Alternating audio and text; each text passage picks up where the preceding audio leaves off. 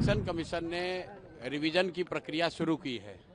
अगर वो बता रहे हैं कि इसमें नेपाली बांग्लादेशी हैं तो ये बड़े चिंता की बात है। अभी 1-1.5 साल पहले पार्लियामेंट का चुनाव हुआ है। मोदी जी उसी इलेक्टोरल रोल से चुनकर प्रधानमंत्री बने हैं। तो क्या इलेक्शन कमीशन ये मान रहा है, स्वीकार कर रहा है कि जिस इलेक्टोरल रोल से लोकसभा का चुनाव हुआ उसमें बहुत सारे बांग्लादेशी या दूसरे गैर कानूनी लोग वहां पर उस इलेक्टोरल रोल में हैं। नीतीश सरकार को जवाब देना चाहिए कि ऐसे लोगों को बिहार में आकर रहने का, यहाँ के सुविधाओं का फायदा उठाने का, यहाँ वोट देने का अधिकार उनकी सरकार के रहते कैसे संभव हो पाया है। इलेक्शन कमीशन ने रिवीजन की प्रक्रिया शुरू की है। अगर वो बता रहे हैं कि इसमें नेपाली बांग्लादेशी हैं तो ये बड़े चिंता की बात है, क्योंकि इसी इलेक्टोरल रोल से अभी 1-1.5 साल पहले पार्लियामेंट का चुनाव हुआ है। मोदी जी उसी इलेक्टोरल रोल से चुनकर प्रधानमंत्री बने हैं। तो क्या इलेक्शन कमीशन ये मान रहा है, स्वीकार कर रहा है कि जिस इलेक्टोरल रोल से लोकसभा का चुनाव हुआ उसमें बहुत सारे बांग्लादेशी या दूसरे गैर कानूनी लोग वहां पर उस इलेक्टोरल रोल में हैं। और दूसरी जो बड़ी बात है कि अगर ये लोग बिहार में आके रह रहे हैं तो बिहार में तो भाजपा की, नीतीश की ही सरकार है।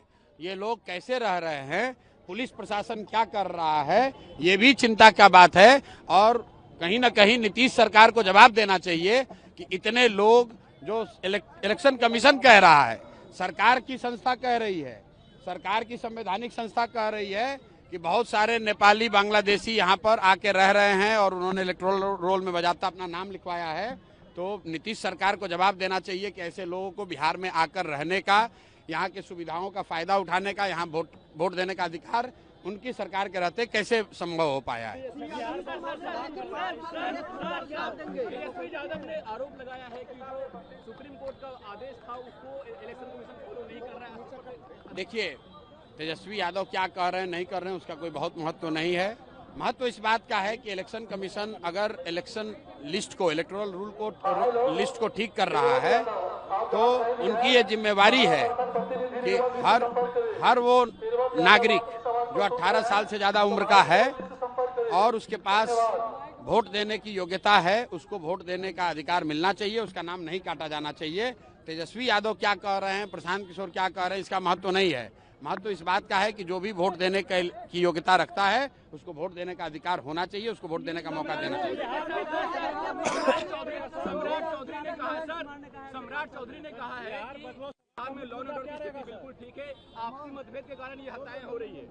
सम्राट चौधरी, लॉ एंड ऑर्डर पर सम्राट चौधरी का बोलना ऐसे ही है जैसे मैं क्वांटम फिजिक्स पे अगर कुछ बोलने लगूं। भाई, सम्राट चौधरी को लॉ एंड ऑर्डर का क्या समझ है? सम्राट चौधरी तो गृह मंत्री नहीं है, सम्राट चौधरी कोई लॉ एंड ऑर्डर के विशेषज्ञ नहीं है। गृह मंत्री यहाँ पर नीतीश कुमार हैं और वो अचेतन अवस्था में हैं।